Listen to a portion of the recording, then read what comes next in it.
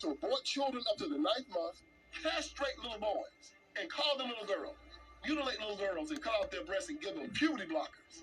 Look at what they've done to us. Look at what they've done to us.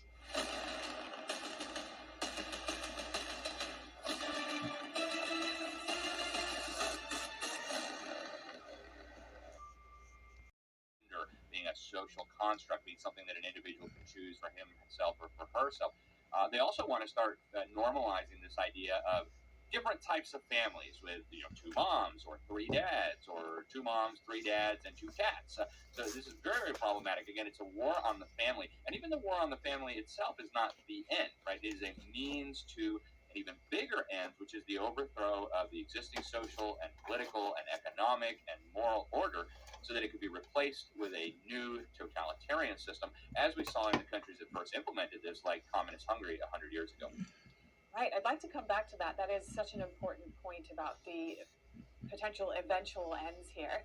What I'd like to ask is, a lot of this comes across as information in the schools. The way it's being taught or framed is just purely information. But would you say, Tom, that this could be grooming? Or is it sexualization? Well, for me, I just think it's inaccurate, right? So my focus has been on the gender ideology part of it. And so when they're setting policies, for example, in Frederick County Public Schools and schools all over, where they define gender identity as something that is fixed, for example. So if a child tells you at age 5 that they, feel like they're a girl, then the school just accepts that as truth and is basically largely inflexible, like it's never going to change.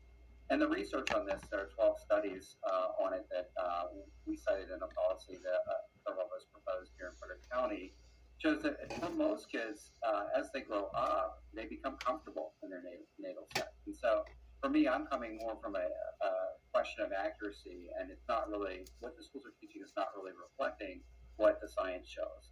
And, most of those kids that do desist, they often become gay more often than not. So my concern is that they're confusing kids that may ultimately be same-sex attracted.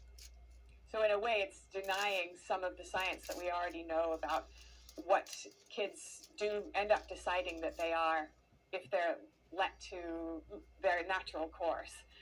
Darlene, you've reported on... It's called hormones. What have you found? Well, I think that there's something out there that I think that a lot of people might not know about, and it's called queer theory. Queer theory basically has its roots in gender fluidity. You hear that term a lot. And, kids thinking that they can be whatever gender they want to, the flavor of the day kind of thing. That's coming from this, and this again has some Marxist roots in it. Queer theory really is about disrupting social norms. It's about destroying norms and flipping them on their head.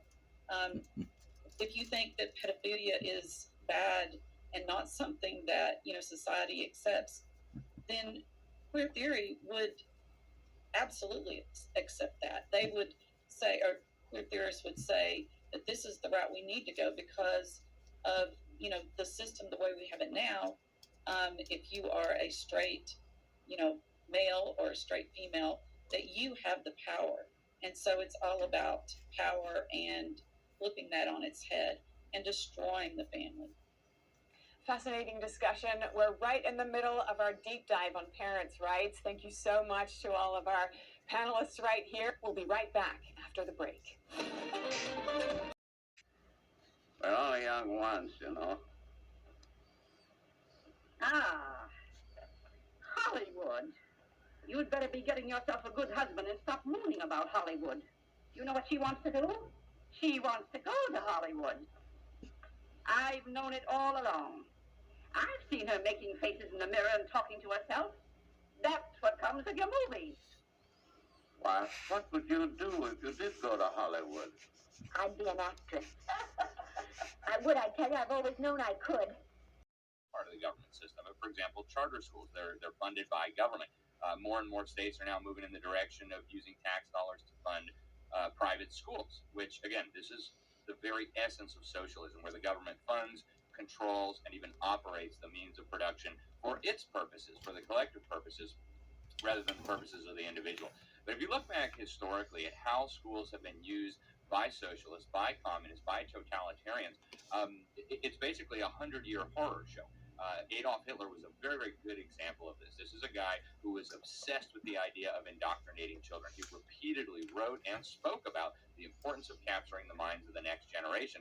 And so he actually became the first leader in world history to criminalize home education. And of course, many governments are now following in those footsteps. We saw what happened in the Soviet Union. We saw what happened in Eastern Europe. We see what's happening to this day in places like Cuba and places like Venezuela, where the government education system has completely left behind any pretense of providing an education and has become 100% an indoctrination system to indoctrinate children into the official ideology of the regime, to break down previous traditions, morals, religions, etc. It's what we saw in China during the communist takeover, and it continues to this day. It's what we saw in virtually every totalitarian system of the last 100 years. And unfortunately, totalitarians, even in this country, have understood the importance of that. In fact, the founding father of the American public school system, at least the man widely regarded as the founding father of the American public school system, John Dewey, was a self-proclaimed socialist. This is a guy who went to the Soviet Union and couldn't say enough good things about the Soviet system. That's what we're dealing with here. They just haven't gotten quite as radical, perhaps, as we saw maybe in communist China 60 or 50 years ago. And there's so much that we can learn from looking abroad and looking through history at these communist regimes, for example, or fascist regimes. One of the aspects within communism is often the regime will turn parents and children against each other. And how do we see that kind of effect taking place within our own school system, would you say? It is happening so clearly at this point. In fact, we were just speaking on the transgender issue. This is a perfect example of this. They're telling these kids, your parents might not be a safe space, but you can pick whatever gender you want, and we'll keep that from your parents. This is suggesting to children that they can't trust their parents. So the government then is inserting itself as the protector, as the liberator of children from their oppressive bourgeois parents. Unbelievably dangerous. This is exactly what Adolf Hitler did. This is exactly what Chairman Mao did. This is exactly what the communists in the Soviet Union did. They try to drive a wedge between parents and children because this interrupts the transmission belt, then the culture, the values, the religious faith that's passed down from generation to generation is now being interrupted. Now parents are hostile to children, and we've seen where this ends as well. I mean, if you want to look at the end point here, look at these totalitarian systems of the past. What ends up happening after a few years of this radical indoctrination is children will literally turn their parents over to government, knowing that they will be tortured, executed, or sent to a re-education camp. Yes. I don't want to sound alarmist, but that's the direction we're headed right now in this country. Indeed. Well, that is horrific and alarming. In fact, though, there are a lot of actions, as we've seen already, that people are taking to try to remedy this. Tom, we mentioned your international walkout. You've had people around the world, I assume, taking a stand on this. What have you seen in terms of the international reach? Yeah, I would say that around the world, parents are waking up to the fact that the schools are really not acting in their best interest, especially when it comes to like keeping secrets about their child's mental health conditions, right? Gender dysphoria is a mental health condition. It's on page 511 of the DSM-5, which is the sort of manual that psychologists use. And, parents should know about that if their child is gender questioning or has concerns.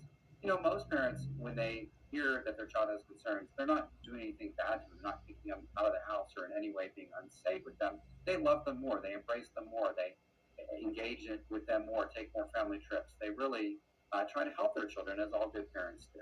And so we're seeing across the world, for instance, Canada, next week, they are going to have a 1 million person walkout on the school because of these ideas that, really are not in the child's best interest. Parents are the best protector of their children, and that's what we need to get back to. Right, but it does seem like there's in time. You must protect them at all costs, and thinking that the school board or the principal or the teacher or the government is going to protect them for you at this point is absolute foolishness. This is true even, unfortunately, in red states and in red jurisdictions. And this culture actually has seeped through, not just with young people right now, but it's all through the ages, very even up into adulthood now. Darlene, what are you seeing in the schools about this kind of culture of blame? Well, you know, it is very interesting. I spoke with a doctor, a neuropsychologist in Texas, Dr. Hopewell, and he had a very interesting take on all this.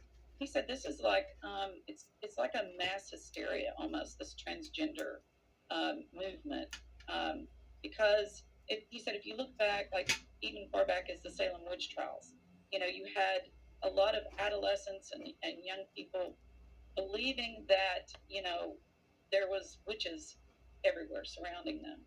And, you know, that became something, of course, you know, a horrible incident in our history. And there are people who believe that, you know, history is not going to treat us in a favorable light when they look back at what people have been advocating for here, adults and doctors, saying that children can go in there and, you know, change their lop off body parts, basically, you know, in this quest to try to change themselves, you know, because it's almost as like, you know, we as a society are saying we can play God, and you know that doesn't work, and it's never worked. And I think that, you know, in the future, you know, this is going to be like when lobotomies were seen as the thing to do, you know, like 30 years ago. And now, you know, we look at that in horror. I think that's what's going to happen with us as a society in the future. They're going to look back on this and look at it in horror. Yeah, I Absolutely. think one of the things that to point out, I totally agree, is that medical science makes mistakes, right? You have lobotomies, you have the repressed memory scandal of the 1990s, the opioid crisis. You know, these things are all related to bad science. And I think, you know, science is built on a chain of trust, right? Starting out with individual research studies that go up higher to meta-analysis and then eventually systematic review. And as Alex said, you know, all the European and Scandinavian progressive countries that have done those systematic reviews have not found in favor of the so-called affirmative care. So I think that's something that parents need to really realize. As American parents, you're getting a different recommendation or a different position of the medical societies here versus Europe that actually had more experience with gender medicine and now has gone back to what used to be called a wait and see approach, of what the parents, you know, to put it simply, is just let your kids grow up. Don't make rash decisions. Right. And parents